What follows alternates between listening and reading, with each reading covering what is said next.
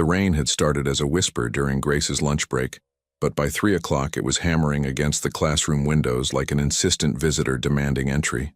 Grace Chen stood at the blackboard, chalk in hand, watching her third graders pack their backpacks with the chaotic energy that always preceded dismissal.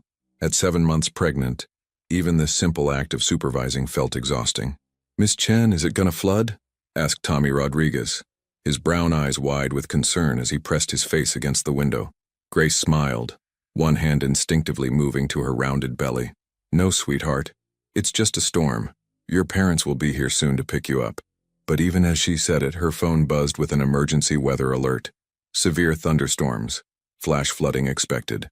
The city's aging infrastructure was notoriously vulnerable to heavy rain, and the forecast predicted this would be one of the worst storms of the year.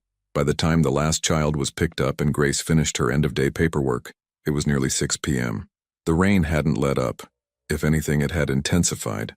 The sky outside had turned an ominous shade of charcoal, and the streetlights flickered on early, casting wavering reflections in the growing puddles. Grace's apartment in Queens was only accessible by subway. She'd sold her car when she moved to New York 3 months ago, fleeing her old life in Ohio with nothing but 2 suitcases and a desperate need to disappear. The money from the car had covered her security deposit and first month's rent. Now she relied on the subway like millions of other New Yorkers.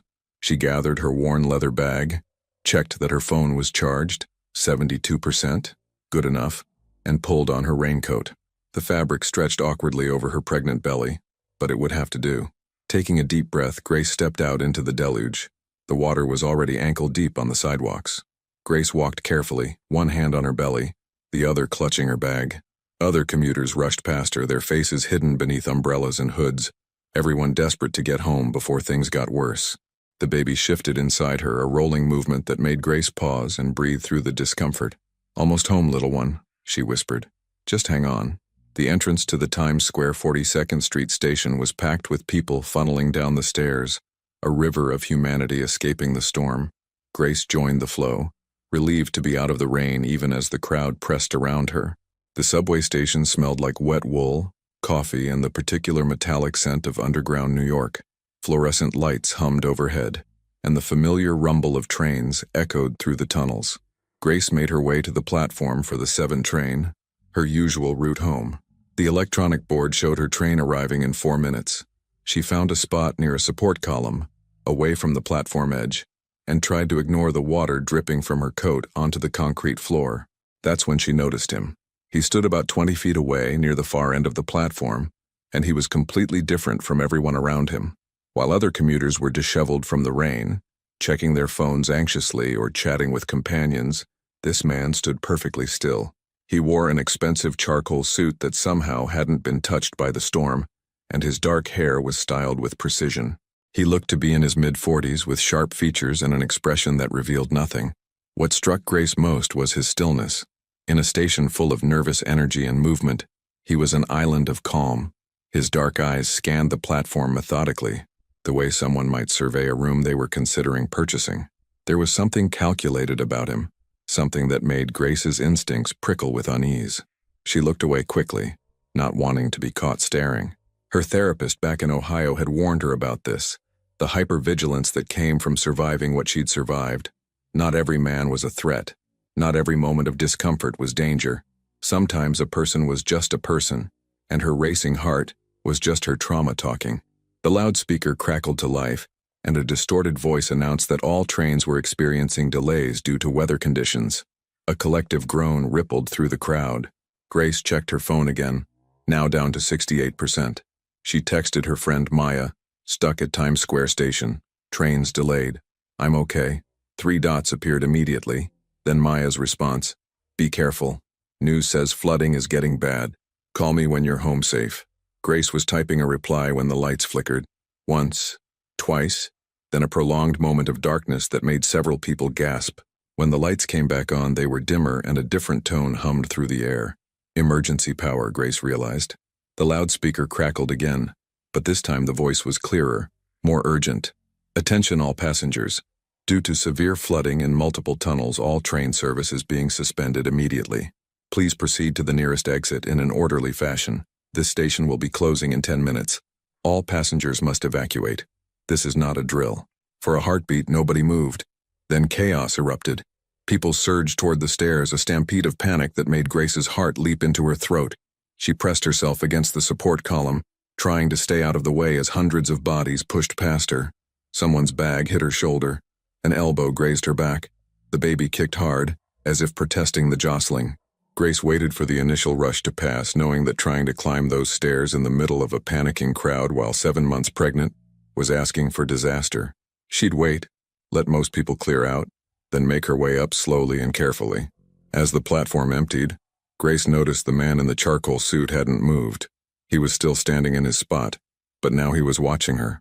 Their eyes met across the thinning crowd, and Grace felt that prickle of unease again. Why wasn't he leaving? She decided to head for the stairs anyway.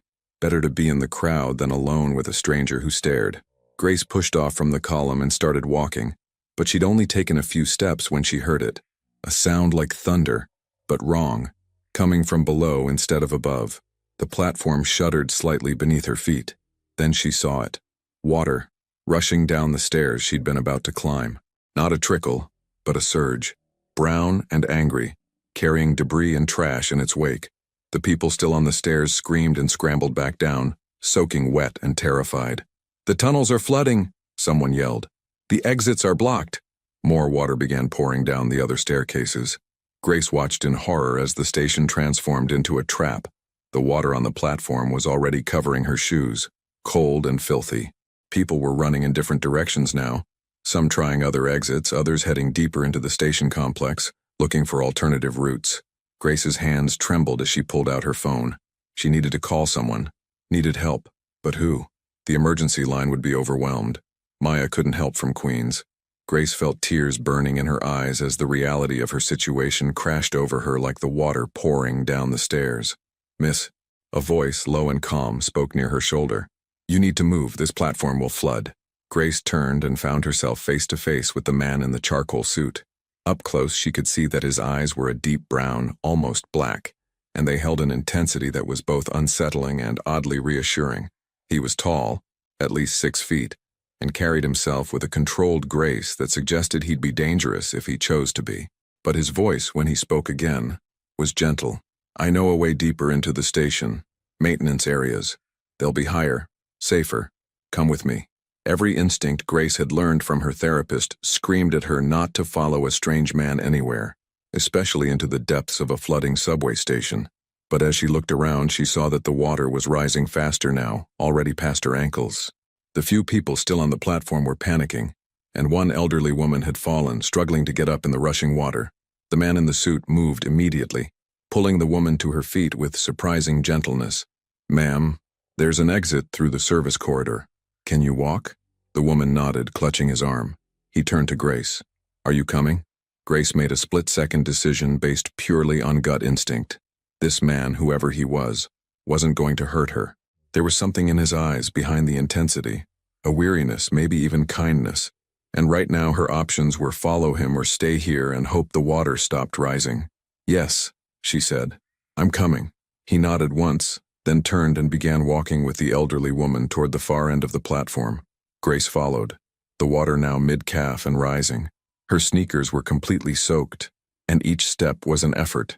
The baby seemed to sense her stress, moving restlessly inside her. They reached a door marked, "Authorized personnel only," just as another surge of water came pouring down the main stairs. The man produced what looked like a maintenance card from his pocket. Where had he gotten that? And swiped it through the reader. The light turned green and he pulled the door open. "Quickly," he said, ushering the elderly woman through first, then Grace. He followed and pulled the door shut behind them, muting the sound of rushing water and screaming people.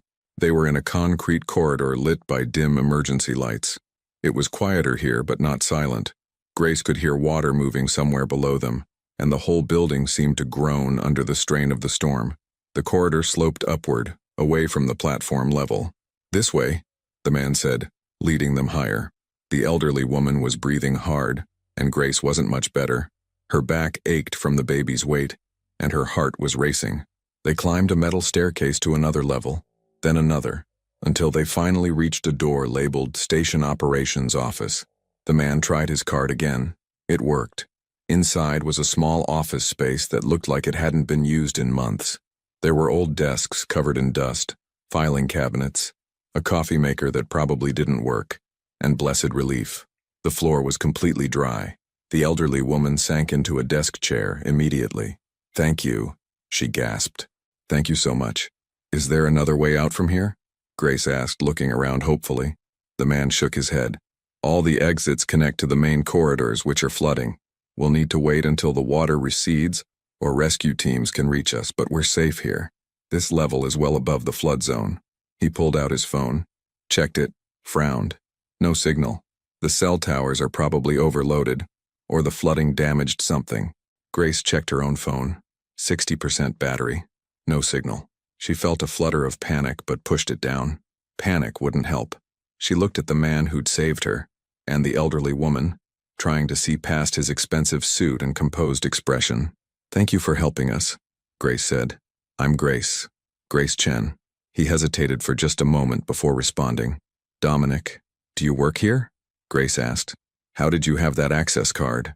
Another hesitation. "I used to do some consulting work for the city. Transportation infrastructure.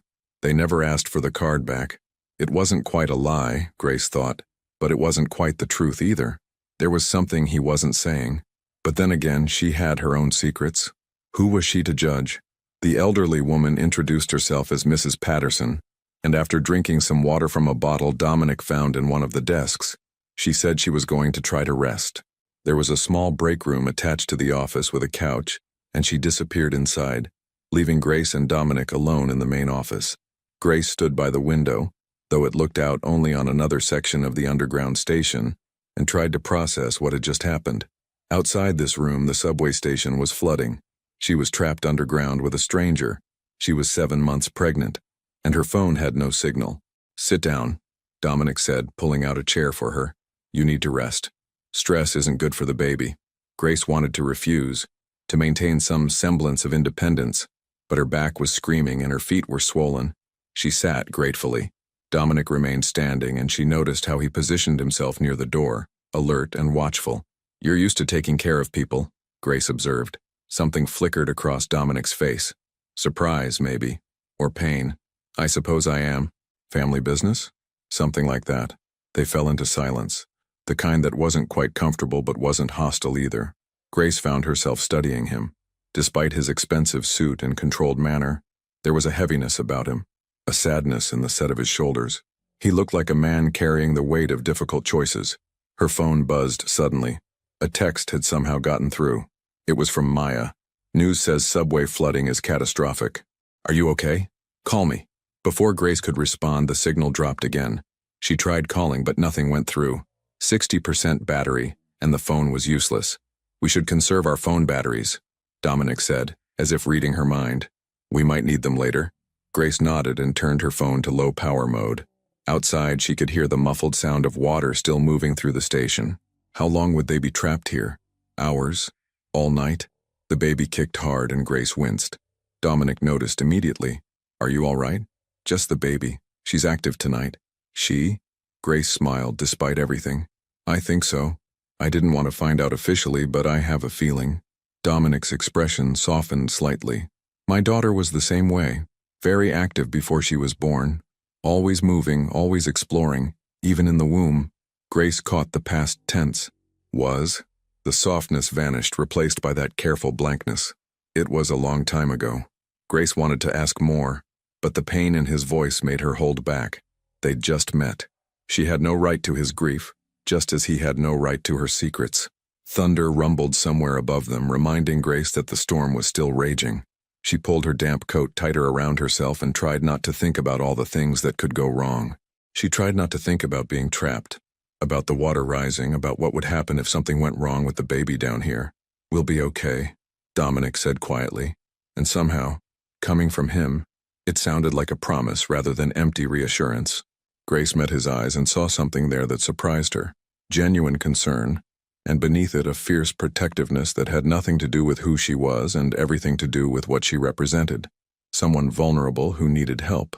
"Thank you," Grace said, "for getting us out of there, for bringing us somewhere safe." Dominic nodded once, then turned his attention back to the door.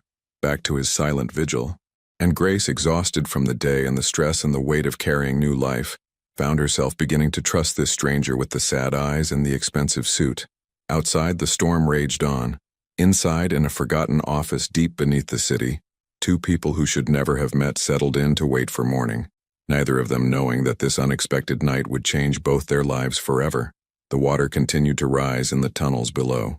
But here, in this small, dry sanctuary, Grace allowed herself to breathe, to rest, and to hope that when dawn came, they would both make it out safely. And maybe, just maybe, neither of them would be quite the same person they were before.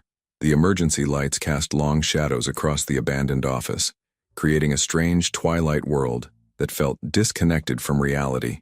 Grace checked her phone again, 11:47 p.m., and still no signal. They'd been trapped for nearly 6 hours now. Mrs. Patterson had fallen asleep in the break room, her gentle snoring a oddly comforting sound in the eerie silence. Grace shifted in her chair, trying to find a position that didn't make her back ache. The baby had finally settled down after an hour of what felt like gymnastics. But Grace's discomfort remained. She was hungry, thirsty, and desperately needed to use a bathroom. Thankfully, the office had a small restroom that still had running water. Dominic hadn't sat down once. He remained near the door, occasionally checking the hallway, listening to the sounds of water moving through the station below. His suit jacket hung on a chair now, his white shirt sleeves rolled up to his elbows. Even in this disheveled state, he maintained an air of controlled composure that Grace found both impressive and slightly unnerving. "You should rest," Grace said, breaking the silence that had stretched between them for the past hour. "You've been standing this whole time." Dominic glanced at her, and in the dim light his face looked younger, less guarded. "I'm fine. I'm used to long nights." "What kind of work keeps you up all night?" Grace asked, genuinely curious. He paused, choosing his words carefully. "Import and export business, different time zones, you know. Deals happen when they happen, not always during business hours." It was a reasonable answer, delivered smoothly, but something about it felt rehearsed. Grace had become good at detecting lies. She'd had to be, living with Jake for 3 years. She'd learned to read the tiny tells, the fractional pause before speaking, the way eyes would shift just slightly to the left, the careful neutrality of tone that tried too hard to sound casual. "Must be stressful," Grace said, deciding not to push. They were stuck together for the foreseeable future. Interrogating him wouldn't help anything. "It has its moments," Dominic admitted. He finally moved from his post by the door, walking to one of the old desks and leaning against it. "What about teaching? That must have its own stress." Grace smiled. 8-year-olds are a special kind of chaos, but I love it. They're honest, you know. They haven't learned to hide what they feel yet. If they're happy, you know it. If they're upset, you know it. There's something refreshing about that." "You haven't been teaching long," Dominic observed. It wasn't a question. Grace tilted her head. "How did you know?" "The way you talk about it. There's still excitement there. Newness. My daughter wanted to be a teacher once." He stopped abruptly, as if surprised he'd revealed that much. Grace waited, sensing there was more. When Dominic didn't continue, she asked gently, "What happened to her?" The silence stretched so long that Grace thought he wouldn't answer. Then quietly, "She died. 16 years ago. She was 12. Grace's hand went to her chest. "I'm so sorry." Dominic nodded, his jaw tight. "It was an accident. Wrong place, wrong time. She was just collateral damage." The phrase struck Grace as odd. Collateral damage. It was military terminology, or something you'd hear on a crime show. Not how most parents would describe losing a child in an accident. But the pain in his voice was real, raw even after all these years. "Her name was Sophia," Dominic continued, his voice softening. "Sophia Maria Russo. She loved to read, wanted to save every stray animal she found. She made me promise once that I'd be a better man. I was too busy then to understand what she meant." Grace felt tears burning in her eyes. "She sounds wonderful." She was. She was everything good in my life. Dominic looked at Grace then, really looked at her, and she saw the full weight of his grief and regret. "Don't waste time with your daughter, Grace. Whatever else is happening in your life, whatever problems you're facing, she needs to be your priority. Always." "She is," Grace said firmly. "That's why I'm here. That's why I left everything behind." It was more than she'd meant to say, and Dominic picked up on it immediately. "You're running from something." Grace's defenses went up instantly. I didn't say that. You didn't have to. You're alone, 7 months pregnant in a new city. No wedding ring. No one to call when you're trapped in a subway station. You said you left everything behind. People don't do that unless they're running from something. Grace stood up, her heart racing. You don't know anything about me. You're right, I don't. Dominic's voice remained calm, non-threatening. And I'm not asking you to tell me. I'm just saying, I recognize someone trying to start over. I respect it. The tension in Grace's shoulders eased slightly. She sat back down, one hand on her belly. His name was Jake, the baby's father. We were together 3 years. He was controlling. Then the controlling became pushing. Then the pushing became worse. She'd never said it out loud quite so plainly before. Even with her therapist, she'd danced around the words, used euphemisms. But here, in this strange, suspended reality beneath the city, with a man she'd never see again after tonight, the truth came easier. When I found out I was pregnant, I knew I had to leave. I couldn't raise a child in that environment. So I took money from our joint account, money I'd earned, bought a bus ticket and came here. New York seemed big enough to disappear in. Dominic listened without interrupting, without judgment. When she finished, he simply said, "That took courage. It took desperation." Grace corrected. "I was terrified. I'm still terrified. What if he finds me? What if I can't do this alone? What if I'm not a good mother?" "You'll be a good mother," Dominic said with certainty. "You already are. You protected your child when she was still just a possibility. You walked away from everything familiar to give her a better life. That's what parents do. We sacrifice for our children." Grace wiped her eyes. "Did you? Sacrifice for Sophia?" Dominic's expression darkened. "Not enough. Not when it mattered." He pushed off from the desk and walked to the window overlooking the dark station corridor. "I was building something, always working, always making deals. I told myself I was providing for my family, but really, I was building an empire. And empires require sacrifices." "What kind of empire?" Grace asked carefully. Dominic turned to look at her, and for a long moment she thought he wouldn't answer. Then he said, "The kind that destroys everything you love if you're not careful. The kind that takes your daughter to school one morning and never brings her back because someone wanted to send you a message." Grace's breath caught. "She was killed? Because of you? Because of what I do? What I did?" Dominic's voice was hollow. "She was 12 years old and she died because I made enemies. Because I thought I was untouchable. Because I was arrogant and stupid." The office felt smaller suddenly, the air heavier. Grace's instincts screamed at her to be afraid, to put distance between herself and this man who was clearly involved in something criminal. But she also saw his pain, genuine and deep, and she understood that whatever he'd done, he'd paid for it in the worst way possible. "Is that why you're trying to leave?" Grace asked. "The import-export business?" Dominic laughed, but there was no humor in it. "Is that what we're calling it?" "Yes. I'm trying to leave. Tonight was supposed to be a final meeting. A way to close the door on that part of my life, but the storm had other ideas." "Do they let people leave? Your business associates?" "No," Dominic said simply. "They don't. Which is why I've been planning my exit very carefully for the past 2 years." Grace processed this information, trying to reconcile the man standing before her with her imagination of what a criminal might be. He seemed more like a businessman, tired and worn down by years of decisions he regretted. But she also remembered the way he'd moved through the flooding station, the access card he shouldn't have had, the air of authority that people naturally responded to. "You're not afraid of me," Dominic observed. "Should I be?" "Probably. I'm not a good man, Grace. I've done things that would horrify you." "Have you hurt children?" Grace asked directly. "Never. God, never." "Have you hurt women?" "Not in the way you mean." "I've never—" He struggled with the words. "I've never raised my hand to a woman. That's a line I never crossed." Grace nodded slowly.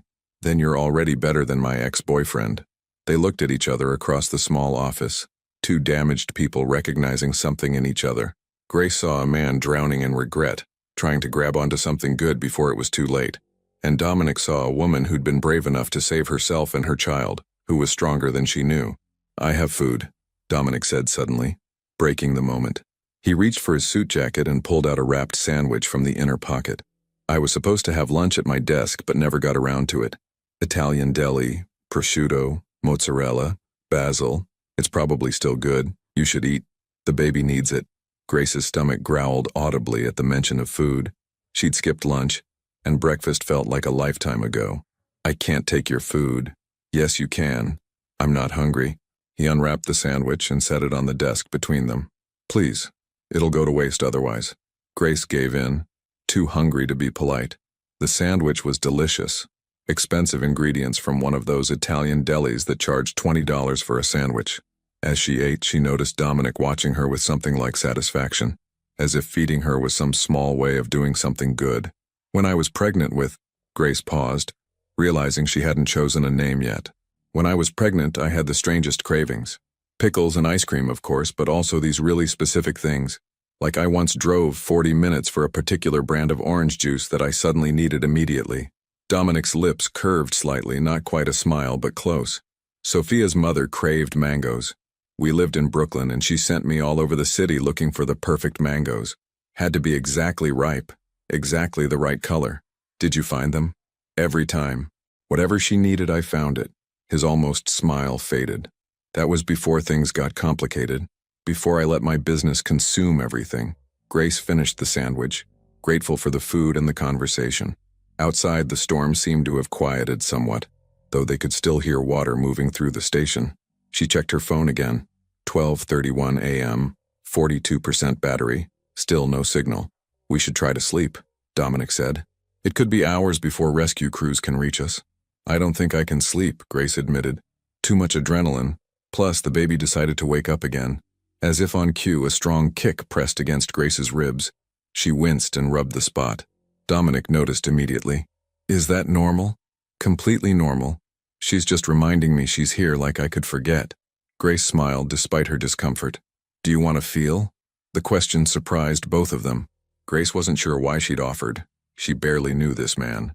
But something about the way he'd spoken of Sophia, the way his face softened when he talked about his daughter, made her want to share this moment with someone who understood the miracle of life. Dominic hesitated, clearly torn.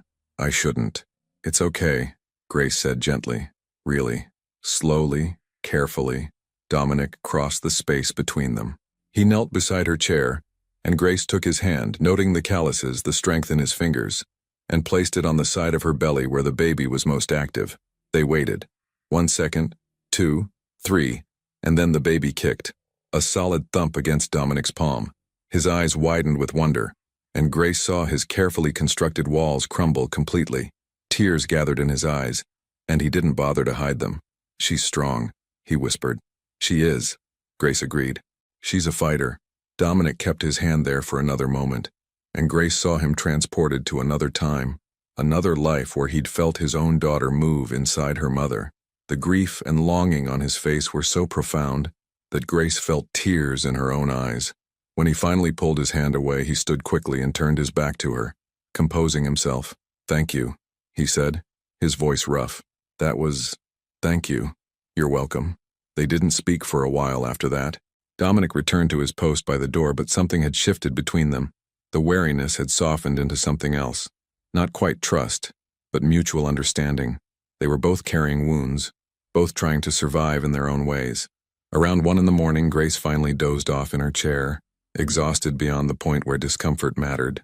She didn't know that Dominic watched over her through the night, or that he made a silent promise to the universe that if they made it out safely, he would find a way to help her, to make sure she and her baby had what they needed. She didn't know that in the morning everything would change when men from his world came looking for him in the flooded station. But for now, in the quiet hours before dawn, Grace slept while Dominic kept watch, and somewhere in the darkness above them, the storm began to break. Grace woke with a start, her heart pounding before she even opened her eyes. For a disorienting moment, she couldn't remember where she was. The chair beneath her, the musty smell of old paper, the dim emergency lighting. Then it all came rushing back. The flood, the subway station, Dominic. She sat up too quickly and immediately regretted it as a sharp pain shot through her lower back. The baby shifted, pressing uncomfortably against her bladder. Grace checked her phone. 3:47 a.m., 31% battery. Still no signal. They'd been trapped for almost 10 hours. Dominic was still awake, still standing near the door like a sentinel, but now he was closer to the window that overlooked the corridor, his posture tense. He turned when he heard her move. Did you sleep at all? Grace asked, her voice hoarse. I don't need much sleep, he replied, which wasn't really an answer. Grace stood carefully, one hand supporting her belly. and made her way to the small bathroom. When she returned, she found Dominic had moved one of the desk chairs closer to hers, a peace offering of sorts. He'd also found several bottles of water in a small refrigerator in the break room, and had set one on the desk for her. "Thank you," she said, gratefully opening the water and drinking deeply. The storm outside had quieted significantly. Through the walls, they could still hear water moving, but it sounded slower now, less aggressive. Grace wondered if the flooding had peaked, if rescue crews would be able to reach them soon. She wondered what Mrs. Patterson was doing. The elderly woman had been asleep for hours, which was probably for the best. "I had a nightmare," Grace said suddenly, surprising herself with the admission. "About Jake. About him finding me." Dominic turned from the window, his full attention on her now. "Tell me." Grace wasn't sure why she wanted to talk about it, but something about the deep night hours and this strange intimacy made her continue. "In the dream, I was in my apartment holding the baby. She was already born, perfect and beautiful. And then Jake was just there, in the doorway. He had this look on his face, not angry exactly, but possessive, like I was something he owned that had been stolen from him." She wrapped her arms around herself, remembering the cold fear that had permeated the dream. He said, "You can't run from me, Grace. You're mine. The baby is mine." And I knew in the dream that he was right, that no matter how far I ran, he would always find me. "He's not right," Dominic said firmly. "You're not his. The baby isn't his. Biology doesn't give him ownership over either of you. The law might disagree. He's her father. He could fight for custody. He could—" "Did he hurt you?" Dominic interrupted.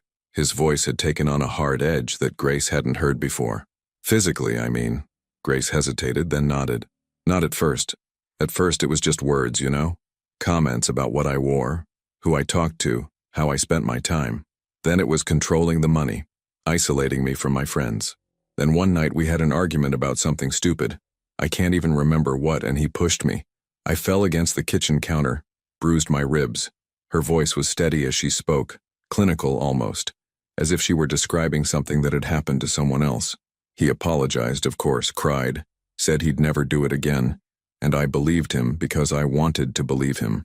Because leaving meant admitting I'd made a mistake, that I'd wasted 3 years of my life with someone who didn't really love me. It wasn't your fault," Dominic said. "I know that. Intellectually, I know that. My therapist made sure I understood that. But there's this voice in my head that still says I should have left sooner, should have seen the signs, should have been smarter. We all have voices like that," Dominic said quietly. "Voices that tell us about all the ways we failed, all the choices we should have made differently. I hear my daughter's voice sometimes, asking me why I wasn't there, why I didn't protect her." Grace looked at him in the dim light, seeing the weight he carried. "That wasn't your fault either, wasn't it? I knew the risks. I knew the kind of people I was dealing with, but I thought I was careful enough, smart enough. I thought I could keep my family separate from my work." His hands clenched into fists. "I was wrong." They sat in silence for a moment, two people haunted by different ghosts. Grace's baby kicked again, a reminder of life and hope despite everything. She placed her hand on her belly, feeling the movement. "Can I ask you something?"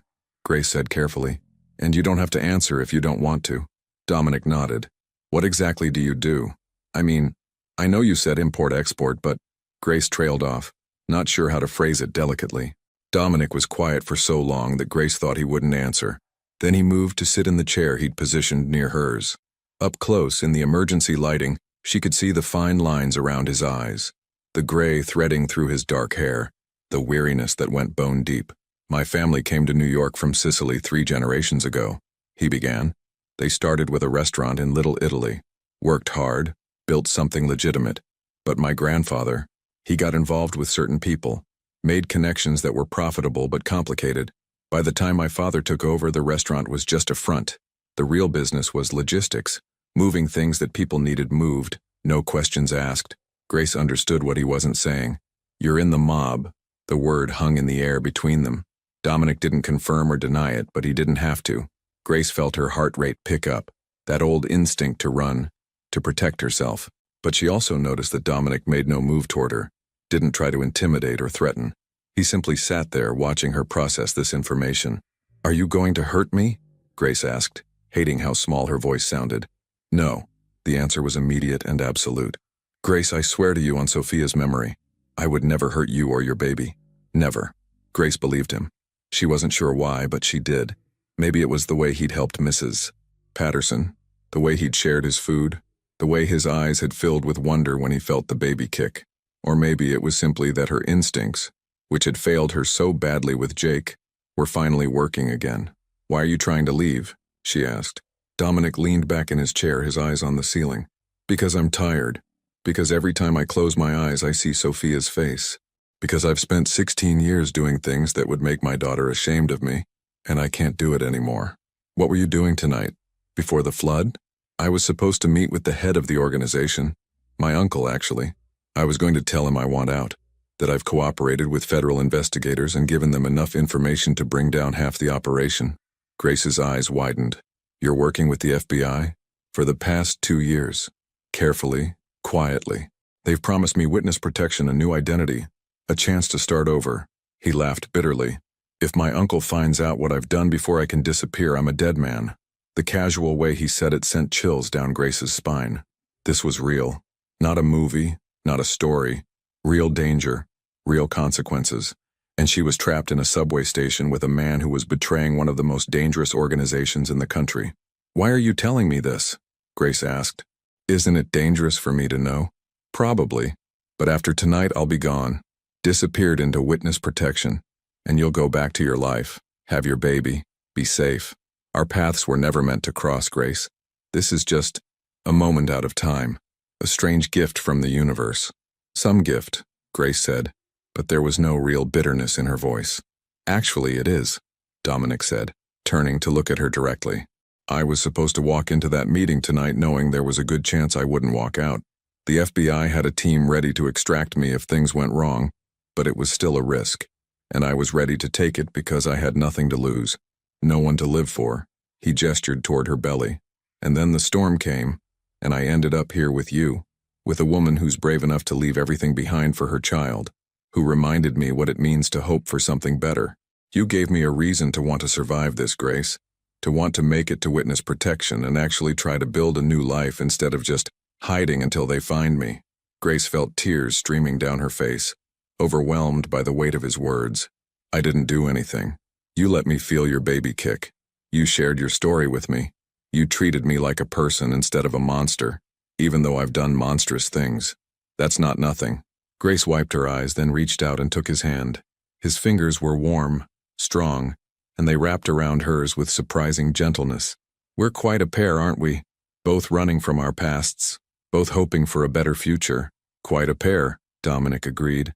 They sat like that for a while, hands linked, drawing strength from each other. Grace found herself thinking about her therapist's words. Sometimes the universe puts people in our path exactly when we need them. She'd always thought that was hokey, the kind of thing people said to make random events feel meaningful, but maybe there was something to it. Maybe meeting Dominic tonight wasn't random at all. "What will you do?" Grace asked. "After witness protection, I mean. What kind of life do you want?" Dominic considered this. "Something quiet, something honest. Maybe I'll work with kids, help them avoid the mistakes I made. I've thought about teaching, not in schools, but in community centers, mentoring programs. Kids who are at risk of getting involved in the life I'm leaving behind." "That would be perfect," Grace said. "You'd be good at it. What about you? What do you want? Besides raising your daughter, I mean." Grace thought about this. She'd been so focused on survival, leaving Jake, finding an apartment, getting a job, preparing for the baby, that she hadn't let herself dream beyond the immediate needs. "I want to finish my master's degree," she said slowly. "I was halfway through when I met Jake and I dropped out. I want to go back, become a reading specialist, help kids who struggle with literacy." "You will," Dominic said with certainty. "You're strong enough to make it happen." "How do you know?" "Because you're here. Because you didn't let your fear stop you from building a new life. Because when the subway was flooding and everyone was panicking, you kept your head. You're stronger than you think, Grace." Grace squeezed his hand, grateful for his faith in her even if she wasn't sure she deserved it. The baby kicked again, seemingly in agreement, and both of them smiled. "She's going to be remarkable," Dominic said. "Your daughter. She has a remarkable mother." "I hope so. I hope I'm enough for her." "You will be. And when she's old enough to understand, you'll tell her about the night you were brave enough to leave everything behind to give her a better life. You'll tell her about the storm? About being trapped in a subway station? About—" Dominic stopped abruptly, his head turning toward the door. His entire body had gone rigid, alert in a way that made Grace's heart jump. "What is it?" she whispered. "Voices," he said quietly. "In the corridor. They're not rescue workers." Grace strained to listen. At first she heard nothing but the ambient sounds of water and the building settling. Then faintly she heard it too. Men's voices, speaking in low tones, accompanied by footsteps that echoed through the corridor. Dominic stood slowly, positioning himself between Grace and the door. His whole demeanor had changed. Gone was the vulnerable man sharing his grief and hopes. In his place was someone harder, more dangerous, the person he'd been before he decided to leave his old life behind. "Stay behind me," he said, his voice barely above a whisper. "No matter what happens, stay behind me." Grace's hands instinctively went to her belly, her pulse racing. This wasn't supposed to happen. They were supposed to wait for rescue crews, get out safely, go their separate ways. But the universe, it seemed, had other plans. The voices were getting closer. Grace could make out words now. Italian, spoken too quickly for her to understand even if she'd known the language. But the tone was clear. These men were searching for something. Or someone. Dominic pulled his phone from his pocket, typed something quickly with his thumb, then showed Grace the screen. "FBI knows I'm here. Help coming. Buy time." Grace nodded, her throat too tight to speak. She watched as Dominic moved to stand directly in front of the door, his posture relaxed but ready. Whatever was about to happen, he was prepared for it. The footsteps stopped right outside their door. A knock, firm and deliberate. "Dominic, we know you're in there." The voice was male, American accented with an edge of impatience. "Your uncle is concerned. You missed your meeting." Dominic didn't answer immediately. Grace could see his mind working, calculating options and outcomes. Finally he spoke. "The station flooded. I took shelter. That's all." "With who?" the voice asked. "Our sources say you helped 2 people to safety, an old woman and a pregnant girl." "Where are they?" Grace's blood ran cold. They knew about her, which meant they'd been watching Dominic, tracking his movements, which meant this was no random check-in. This was an ambush. "The old woman left hours ago, found another way out," Dominic said smoothly. "The girl is in the break room sleeping.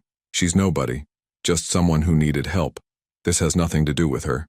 "Then you won't mind if we come in, have a conversation, just to make sure everyone's on the same page." The doors locked from the inside. Station security protocol. A pause then. "Dominic, don't make this difficult. Your uncle just wants to talk. Make sure you're okay.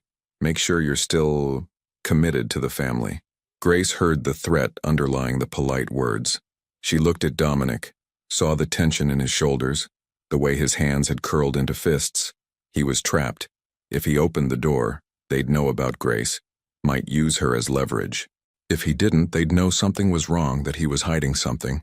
And then, like a miracle, they heard other voices. Authoritative, official. "This is the NYPD. This station is closed.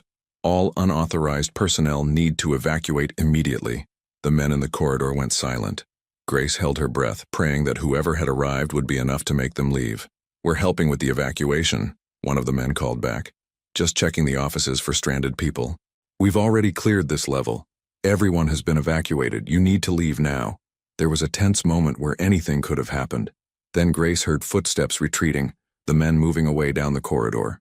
But one voice, quieter now, drifted back. "This isn't over, Dominic. Your uncle expects to see you. Soon." Then silence. Dominic stayed frozen in place for a full minute, listening. Finally he turned to Grace and she saw something in his eyes that terrified her. Not fear exactly, but resignation. The look of a man who'd just realized his time had run out. "They know," he said simply. "They know I'm trying to leave. They know I've betrayed them." Grace stood on shaking legs. "The police are here now, you can tell them." "Those weren't police," Dominic interrupted. "Those were FBI. My handlers. They're extracting me earlier than planned because my cover is blown." He looked at her and his eyes were full of regret.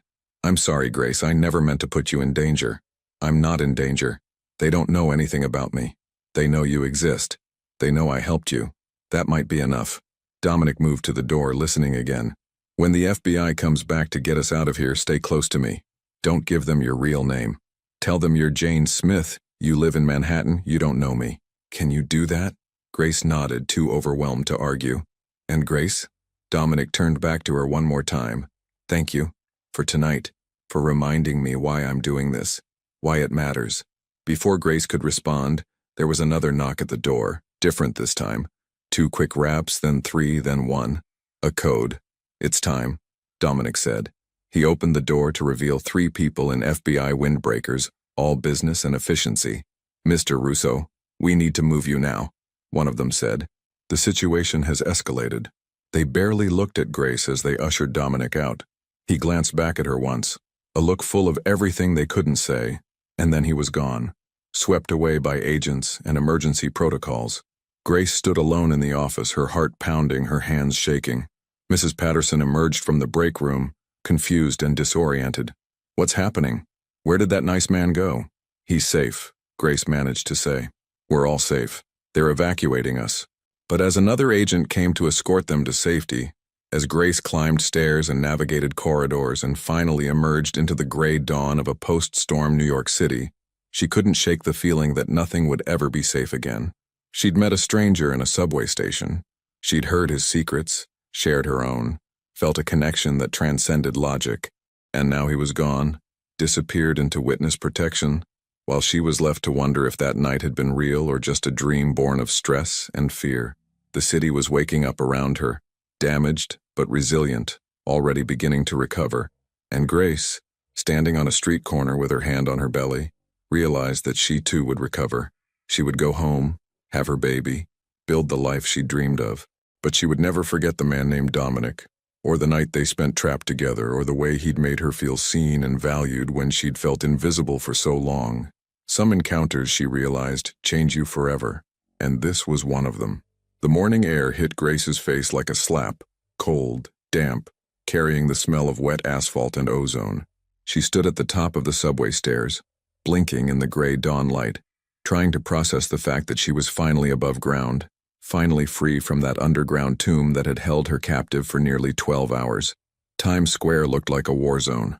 Water still pooled in the streets, mixing with debris, trash cans, broken umbrellas, pieces of storefront signs that had been torn away by the wind. Emergency vehicles lined the blocks, their lights painting the wet pavement in alternating red and blue. Workers in bright yellow vests were already beginning cleanup, shouting to each other over the sound of generators and pumps working to drain the flooded subway tunnels. Mrs. Patterson stood beside Grace, wrapped in an emergency blanket provided by the paramedics. The elderly woman looked exhausted but unharmed, and she kept patting Grace's arm as if to reassure herself that they were both really okay. "Where did that gentleman go?" Mrs. Patterson asked again. "The one who helped us?" I wanted to thank him properly. Grace scanned the chaos around them, but Dominic was nowhere to be seen. The FBI agents had whisked him away in the opposite direction, moving with the kind of urgent efficiency that suggested they weren't taking any chances. He was gone, vanished into whatever protection protocol they had in place for informants whose covers had been blown. "I don't know," Grace said honestly. "I think he had somewhere important to be." A paramedic approached with a clipboard, asking routine questions about their health, whether they needed medical attention. Grace assured her that she and the baby were fine, though she accepted a bottle of water gratefully. Mrs. Patterson was more forthcoming, admitting to chest pains, and the paramedic immediately called for a stretcher. "Oh, I'm sure it's nothing," Mrs. Patterson protested, but she allowed herself to be led toward an ambulance. Before she climbed in, she turned back to Grace.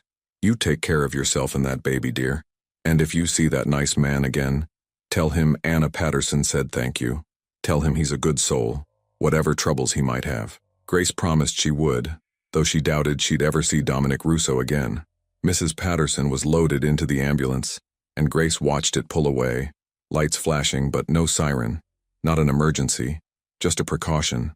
Another paramedic approached Grace, a young woman with kind eyes and purple-streaked hair. "Ma'am, we should check you and the baby just to be safe. You've been through a traumatic experience." Grace wanted to refuse, wanted to just go home and sleep for a week, but she knew it was the sensible thing to do. She allowed herself to be led to a mobile medical unit parked near the subway entrance. Inside, it was warm and clean and brightly lit. Such a stark contrast to the dim, dusty office where she'd spent the night. The examination was thorough but quick. Blood pressure slightly elevated but not dangerous. Baby's heartbeat strong and steady. No signs of premature labor or distress.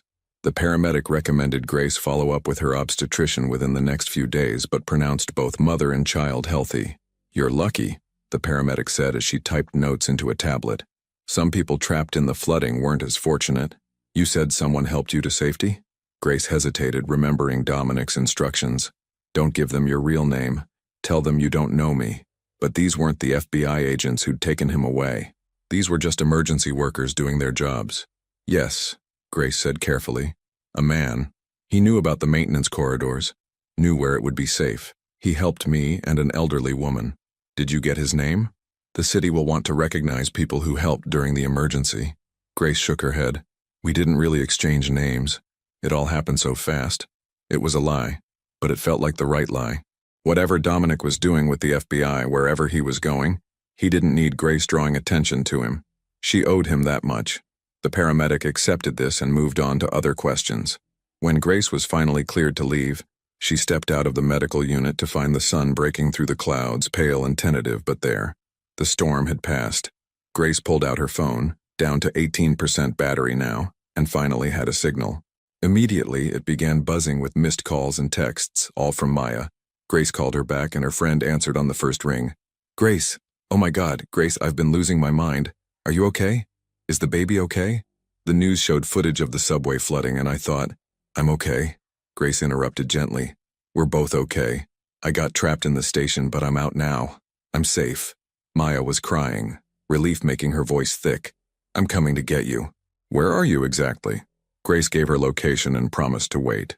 As she ended the call, she noticed she had a voicemail from an unknown number. Her hands shook slightly as she played it. The voice was male, professional, clipped. "Ms. Chen, this is Agent Morrison with the FBI. We have you on record as being present in the Times Square station during the incident last night. We may need to speak with you regarding witness testimony. Please call this number at your earliest convenience." Grace deleted the voicemail immediately, her heart racing. She didn't want to be involved in whatever case they were building. She didn't want to testify about anything. She just wanted to go home, have her baby, and live her quiet life. But even as she thought it, she knew it wasn't that simple. Those men in the corridor had known about her. They'd seen her with Dominic. What if they decided she knew something? What if they came looking for her? "Stop," Grace told herself firmly. "You're spiraling. They have no reason to care about you. You were just someone Dominic helped during a flood, that's all." A familiar car pulled up to the curb. Maya's ancient Honda with the dented bumper and the air freshener that smelled like artificial pine. Maya jumped out and ran to Grace, wrapping her in a fierce hug that was made awkward by Grace's pregnant belly. "Don't ever scare me like that again," Maya said, pulling back to look at Grace's face. I was so scared." "I'm sorry," Grace said, and found herself crying. Not from fear or stress, but from the simple relief of having a friend who cared, someone who'd been worried about her, someone who came when she called. Maya drove Grace home, narrating the storm damage they passed, flooded basements, fallen trees, a car that had been abandoned in standing water. Maya's apartment building had lost power for 6 hours, but otherwise she'd weathered the storm fine. She kept glancing at Grace as she drove, as if to reassure herself that Grace was really there, really okay. "What happened down there?" Maya finally asked. "In the station? Were you alone the whole time?" Grace considered how much to tell her. Maya was a good friend, but she was also a talker, someone who shared stories at parties, who turned life into entertaining anecdotes. And Grace's story with Dominic felt too private, too significant to become party conversation. "There were a few of us," Grace said carefully. "We found a safe place to wait it out. It was scary, but everyone helped each other. That's it, really." Maya seemed to accept this simplified version. She launched into her own story about watching the news coverage, calling hospitals, even calling the police to see if Grace had been reported as injured or missing. Grace listened, grateful for the distraction, grateful not to have to talk about the way Dominic's hands had felt when he'd touched her belly, or the grief in his voice when he spoke about his daughter, or the fear in his eyes when those men had come to the door. When they reached Grace's apartment building in Queens, Maya insisted on walking her up. Grace's studio apartment looked exactly as she'd left it yesterday morning. Small, sparsely furnished, but clean and safe. The baby clothes she'd been folding were still on the bed. The lesson plans for next week were still spread across her tiny dining table. It felt surreal, stepping back into this life after the suspended reality of the night before. Maya made Grace tea and toast, fussing over her like a mother hen. "You should rest," she kept saying. "You've been through a trauma. You need to take care of yourself." Grace promised she would, and eventually Maya left reluctantly after making Grace swear to call if she needed anything. Alone finally, Grace sank onto her second-hand couch and let out a long breath. Her phone buzzed. Another text from the unknown number. "Ms. Chen, this is important. Please contact us." Grace turned her phone off completely. She went to her bedroom and lay down, one hand on her belly, trying to process everything that had happened. The flood, the fear, Dominic's stories, the revelation about who he really was, the men in the corridor, the narrow escape, and underneath it all, the strange connection she'd felt with him, the way he'd seen her, really seen her, in a way that nobody had in years, the way his grief had echoed her own pain, the way his determination to change had inspired something in her, a belief that people could escape their pasts and build new futures. Grace pulled the thin chain from under her shirt, the necklace her mother had given her before she died when Grace was 16, a small silver pendant in the shape of a bird. Her mother had told her, "Birds know when it's time to fly. Trust your wings, baby girl." Grace had worn it every day since, but only recently had she understood what her mother meant. Sometimes you had to jump off the cliff and trust that you'd figure out how to fly on the way down. That's what she'd done when she left Jake. That's what Dominic was doing now, leaving his old life for witness protection. They were both birds, learning to fly. Grace must have dozed off because when she woke, the sun was high in the sky and someone was knocking on her door. She sat up groggily, momentarily disoriented. The knock came again, firm and insistent. Grace looked through the peephole and saw a man in a dark suit, FBI credentials already held up to the door. Her heart sank. "Ms. Chen? I'm Agent Morrison. I left you a voicemail. I just need a few minutes of your time." Grace considered pretending not to be home, but she knew that would only make things worse. She opened the door but kept the chain lock engaged. "I don't know anything," she said immediately. "I was just trying to get home from work. I don't know who anyone was or what anyone was doing there." Agent Morrison was in his 50s with gray hair and tired eyes that suggested he'd seen everything at least twice. "Ms. Chen, I'm not here to interrogate you. I'm here to make sure you're safe." "Why wouldn't I be safe?" "Because you spent 12 hours in close quarters with a federal witness and certain people know that." He paused, letting that sink in. "Can I come in? This conversation is better had in private." Reluctantly, Grace unhooked the chain and let him enter. He glanced around her small apartment, taking in the modest furnishings, the baby supplies stacked in the corner, the general sense of a life being carefully rebuilt. "You're not in trouble," he said, sensing her fear. "But I need to know. Did Dominic Russo tell you anything about his business, his associates, his plans?" "He told me he was in import-export," Grace said, which was technically true. "He told me he'd lost his daughter. He told me he was trying to start over. That's all." Agent Morrison studied her face, clearly trying to determine if she was lying. "He gave you something, didn't he? In the station?" Grace's mind raced. She hadn't told anyone about the envelope, hadn't even looked inside it yet. It was still in her coat pocket, wet and crumpled. "I don't know what you're talking about. Ms. Chen, if Dominic gave you money or information, we need to know. For your own protection." "He didn't give me anything," Grace lied, and she must have been convincing because Agent Morrison's shoulders relaxed slightly. "All right, but if anyone contacts you, anyone asking about last night, about Dominic, about anything, you call this number immediately." He handed her a business card. "Don't try to handle it yourself. These are dangerous people." Grace took the card, her hand trembling slightly. "Is he safe, Dominic?" Agent Morrison's expression softened a fraction. "He's in protective custody, that's all I can tell you." He moved toward the door, then paused. "For what it's worth, he asked about you. Wanted to make sure you got home safely." He seemed genuinely concerned. Something warm bloomed in Grace's chest, but she kept her face neutral. That was kind of him. After Agent Morrison left, Grace locked the door and leaned against it, her heart pounding. She went to her coat, still damp from yesterday's rain, and pulled out the envelope Dominic had given her. Inside was more cash than Grace had ever seen in one place. 50 $100 bills, $5,000 total. And beneath the money, a small piece of paper with a phone number written in neat, precise handwriting. No name, no message, just the number. Grace sat on her couch, staring at the money and the number, trying to decide what to do. The smart thing would be to turn it over to the FBI, to cut all ties with Dominic and his world. But the money could change her life, pay for medical bills, buy baby supplies, give her a cushion of security she'd never had. And the phone number, that was a lifeline. A connection to someone who understood what it meant to run, to start over, to hope for redemption. Grace put the money in an envelope and hid it in her closet. She programmed the phone number into her phone under the contact name Emergency. Then she turned on her phone and sent a text to Maya. "I'm okay. Going to rest. Thank you for everything." Outside her window, New York City was recovering from the storm. Crews were working, people were rebuilding, life was going on. And Grace Chen, 7 months pregnant and more alone than she'd ever been, felt something she hadn't felt in years. Hope. Dominic had given her more than money. He'd given her his story, his vulnerability, his belief that people could change. And in doing so, he'd reminded her of her own strength, her own capacity for survival and growth. She placed her hand on her belly, feeling her daughter move. "We're going to be okay," she whispered. "I promise." And for the first time in a long time, Grace believed it. 3 months had passed since the night of the storm, and Grace's life had settled into a rhythm that felt almost normal. Her belly had grown enormous. She was now full term at 39 weeks, and her daughter could arrive any day. The apartment that had once felt sparse now overflowed with baby supplies.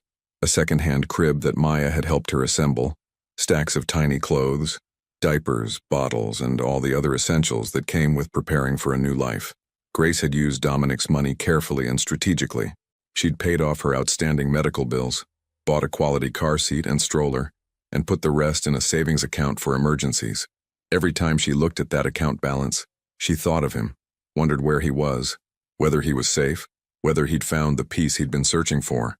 The FBI had called twice more in the weeks following the flood, but Grace had stuck to her story.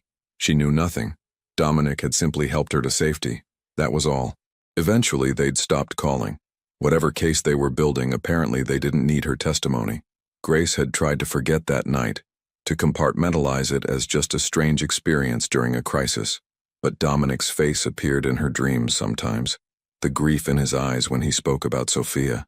The wonder when he felt the baby kick. The fierce protectiveness when those men came to the door. She'd never used the phone number he'd given her. Part of her wanted to know if he was okay, wanted to tell him that she was managing, that his gift had made a real difference.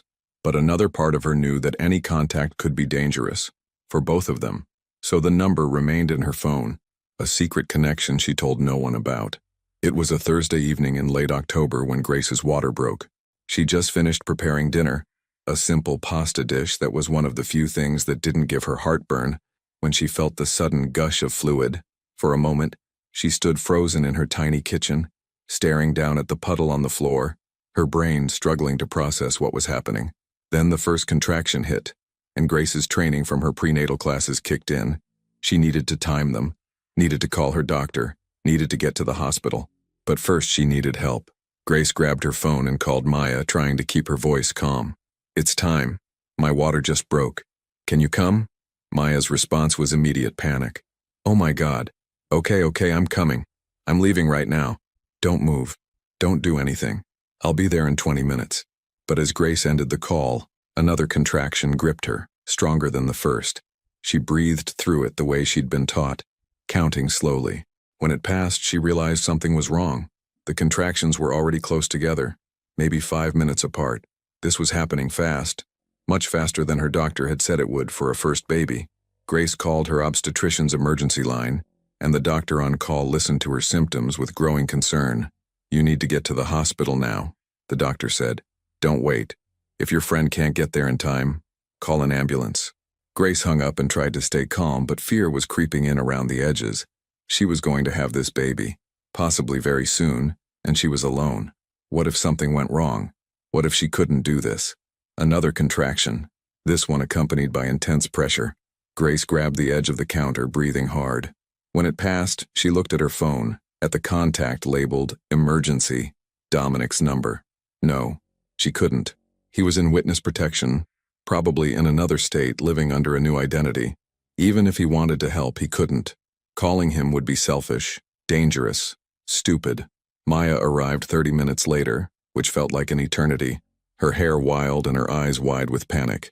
She took one look at Grace, pale and sweating and gripping the back of a chair, and immediately went into action mode. Hospital.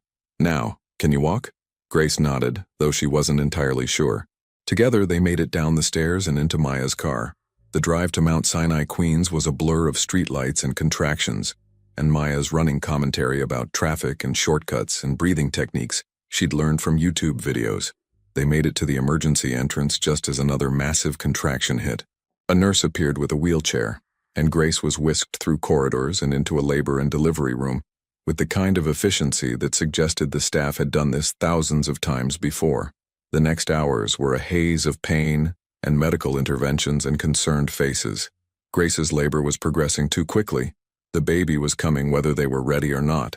And then suddenly, there were complications. The baby's heart rate dropped. Grace heard terms like fetal distress and emergency C-section and felt her own fear spike into terror. "You're going to be fine," a nurse said, squeezing her hand. "We do this all the time. You and your baby are going to be just fine." But as they prepped her for surgery, as strangers in scrubs moved around her with urgent efficiency, Grace felt overwhelmingly alone. Maya had been sent to the waiting room. Grace was facing the most important moment of her life without anyone who truly knew her, without anyone who loved her unconditionally. She thought of her mother, dead 12 years now. She thought of Jake, the father who didn't even know his daughter was being born. And she thought, inexplicably, of Dominic, the stranger who'd spent one night with her and somehow understood her better than people she'd known for years. The anesthesiologist explained what was happening, and then Grace felt the strange numbness spreading through her lower body. A curtain went up, blocking her view of the surgery. She heard voices, calm and professional, discussing procedures she didn't understand. And then, after what felt like both an eternity and no time at all, she heard it. A cry, small and indignant, and absolutely perfect. "It's a girl," someone announced, and Grace started crying, relief and joy and exhaustion all flooding through her at once. They brought the baby to her briefly, a tiny, wrinkled, beautiful creature with a shock of dark hair and eyes that seemed to look right into Grace's soul. Then the baby was taken to be cleaned and checked while the doctors finished the surgery. Grace woke in recovery, feeling like she'd been hit by a truck. Every part of her body ached and the incision site burned despite the pain medication. But none of that mattered because a nurse was wheeling a clear bassinet toward her bed, and inside was her daughter. "She's perfect," the nurse said, smiling. 7 pounds, 2 ounces, all her tests look great. "You did good, Mama." The nurse helped Grace hold the baby, showed her how to support the tiny head, how to position her for feeding. Grace stared down at her daughter's face and felt her entire world shift and realign around this small person. Everything she'd been through, leaving Jake, moving to New York, the fear and uncertainty and loneliness, all of it had been worth it to get to this moment. "Hi, baby girl," Grace whispered. "I'm your mama. I've been waiting to meet you." The baby made a small sound, and Grace's heart expanded in a way she hadn't known was possible. A soft knock at the door made Grace look up. She expected to see Maya or a nurse, but instead a man stood in the doorway. He wore simple clothes, jeans and a navy sweater, and had a beard now, along with glasses that changed the shape of his face. But Grace would have known those eyes anywhere. "Dominic?" she breathed, certain she must be hallucinating from the pain medication. He stepped into the room and Grace saw that he was real, solid, actually there. "I hope this is okay," he said quietly. "I heard you were here. I had to. I needed to make sure you were all right." "How did you know?" Grace asked, her mind spinning. "How are you even here?" Dominic moved closer, his eyes on the baby in Grace's arms. "I've been keeping watch, from a distance, just to make sure you were safe, that everything was okay. I knew your due date was coming up and I had someone monitoring hospital admissions." He looked almost embarrassed. "I know it sounds intrusive, but I couldn't just disappear and not know if you were all right." Grace should have been angry, should have felt violated that he'd been monitoring her, but instead she felt something else, a deep warmth, a sense that someone in this world actually cared what happened to her. "The FBI," Grace started. "They know I'm here. I got permission. I'm still in the program, I made them understand that I needed to check on you, that I owed you that much." Dominic was still looking at the baby, and Grace saw his eyes fill with tears. "She's beautiful, Grace. Absolutely beautiful. Do you want to hold her?" The words were out before Grace could think better of them. Dominic looked startled. I don't I haven't held a baby in 16 years. I might. You won't drop her, Grace said gently. Come here. Dominic washed his hands at the small sink, then approached the bed carefully, as if moving through a sacred space.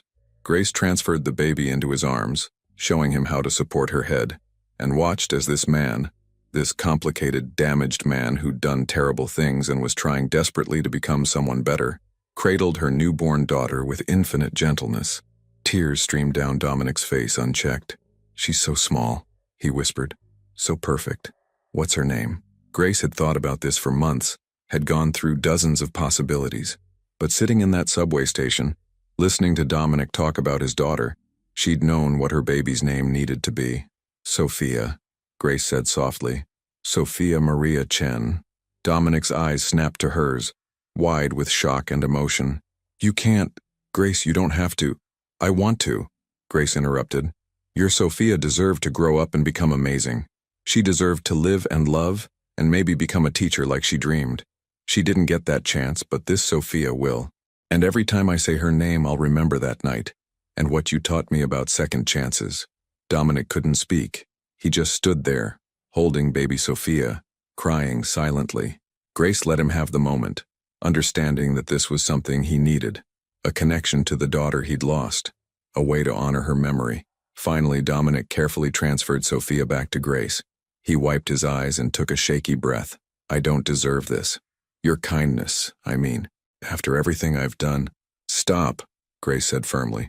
You saved my life that night. You gave me money that changed everything for me and Sophia. You kept watch over us even though you didn't have to. That's who you are now, Dominic. Not who you were before. Now. Dominic nodded, still trying to compose himself. I've been working with a program, he said after a moment, for at-risk youth. Kids who might get pulled into organized crime. I counsel them, talk to them about the reality of that life, help them see there are other options. It's not much, but it's something. It's everything, Grace said. It's exactly what you should be doing. They talked for a while, Dominic sharing carefully edited details about his new life, Grace telling him about her final months of pregnancy, both of them marveling at the tiny person sleeping peacefully in Grace's arms. Eventually, a nurse came in to check Grace's vitals and give her more pain medication. I should go, Dominic said, standing. Let you rest. Will I see you again? Grace asked, surprising herself with how much she hoped the answer would be yes. Dominic hesitated. Would you want that? I mean, is it safe? I don't want to put you and Sophia in danger. The FBI said you could come here. They must think it's safe enough. They think my former associates believe I'm dead, Dominic explained. There was a situation a few weeks after the flood. They found a body they believe was mine. My uncle held a funeral. As far as they're concerned, I'm gone. So you're free, Grace said. As free as I'll ever be. Dominic looked at Sophia again, his expression tender. I'd like to see you both again, if you're comfortable with it. Maybe I could be someone in Sophia's life, not replacing anyone, just someone who cares about her, about both of you. Grace thought about this carefully. It was unconventional, certainly. Letting a former mobster into her daughter's life could be seen as reckless. But Grace had learned to trust her instincts, and her instincts said that Dominic Russo, whoever he'd been before, was now a man trying to do right, trying to build something good from the ashes of his past. I'd like that, Grace said. Sophia needs good people in her life, people who will love her and protect her and teach her what it means to be strong. I can do that, Dominic said softly. I promise I can do that. Before he left, Grace asked, will you be her godfather? I mean, officially? I know it's a lot to ask, but yes. The answer was immediate and absolute. Grace, I would be honored. Truly honored. After Dominic left, Maya finally burst into the room, having been held up by hospital security checks. She brought flowers and balloons and excited energy, cooing over Sophia and taking dozens of photos. Grace let her friend's enthusiasm wash over her, grateful for Maya's presence, but her mind still on Dominic's visit. That night, alone in her hospital room with Sophia sleeping in the bassinet beside her bed, Grace replayed the last 3 months in her mind. The storm, the subway station, the night that had changed everything. Meeting Dominic had been the universe's strange gift, a reminder that people could change, that hope existed even in the darkest places, that sometimes strangers became family in the most unexpected ways. Grace reached into the bassinet and gently touched Sophia's tiny hand. The baby's fingers curled reflexively around her mother's finger, a grip that felt like an anchor, a promise, a beginning. "You're going to have such a good life," Grace whispered to her daughter. "You're going to be strong and brave and kind, and you're going to know that you're loved. So loved." 6 months later, on a warm spring afternoon, Grace pushed Sophia's stroller through Prospect Park. The baby was alert now, looking around at the world with curious dark eyes, reaching for leaves and birds and anything colorful that caught her attention. Dominic walked beside them, his transformation complete. He'd filled out slightly, looked healthier, happier. He worked full-time now with the youth outreach program, and had told Grace he was thinking about going back to school, maybe getting a degree in social work. "She's getting so big," Dominic said, leaning down to smile at Sophia. The baby kicked her legs excitedly at the sight of him. She'd grown to recognize him over the past months during his weekly visits. "She loves you," Grace observed. And it was true. Sophia lit up whenever Dominic arrived, reaching for him with chubby hands babbling in her baby language. They found a bench overlooking the lake and sat together, watching ducks paddle across the water. Sophia fell asleep in her stroller, exhausted from all the excitement of the park. "I've been thinking," Dominic said carefully, "about my testimony. The trial is coming up soon, and I'm going to have to talk about everything I did, everything I was part of. It's going to be public record. Eventually, Sophia will be old enough to look it up to see what kind of person her godfather was." "Was," Grace emphasized. "Past tense. That's not who you are now, but it's part of my history, part of who I am." Grace turned to look at him. "When Sophia is old enough to understand, I'll tell her the truth. I'll tell her that you made mistakes, but you owned them, that you risked everything to do the right thing, that you spent your life trying to make amends and help others avoid the path you took. That's what matters, Dominic. Not the past you're running from, but the future you're building." Dominic was quiet for a long moment. "Do you ever regret it? That night in the subway, I mean. Do you ever wish you'd never met me?" Grace thought about this honestly. Meeting Dominic had complicated her life in some ways, had brought FBI agents to her door and made her look over her shoulder sometimes, wondering if his past would ever catch up with them. But it had also given her hope when she'd needed it most, had shown her what real strength looked like, had provided her daughter with a godfather who would do anything to protect her. "No," Grace said firmly. "I don't regret it. Not for a second." Dominic reached over and squeezed her hand, a gesture of gratitude and connection. They sat like that for a while, watching the ducks, feeling the spring sun warm their faces, both of them understanding that they'd found something rare and precious. A family built not from blood or romance but from shared pain and hope, and the belief that people deserved second chances. Sophia stirred in her stroller, making small sounds as she woke. Dominic immediately leaned down to check on her, speaking softly in Italian, words Grace didn't understand but that sounded like poetry, like love. Grace watched them together and felt her heart swell. This was her family, unconventional, complicated, but real. A single mother, a reformed criminal, and a baby named after the daughter who'd been lost too soon. They were all broken in their own ways, all trying to heal, but together, they were stronger than they'd ever been alone. As they walked back through the park toward home, Dominic carrying Sophia in his arms and Grace walking beside them, she thought about that night in the subway station, about water rising and lights flickering and the fear of being trapped, about a stranger who'd become the most important person in her life besides her daughter. Sometimes fate brought people together in the strangest ways. Sometimes hope really could be born in the darkest places. And sometimes the family you chose was stronger than the family you were born into. Grace looked at Dominic and Sophia, at this makeshift family they'd built from trauma and trust, and she smiled. They were going to be okay, all of them. They were already okay. And that, Grace thought, was more than enough. That was everything.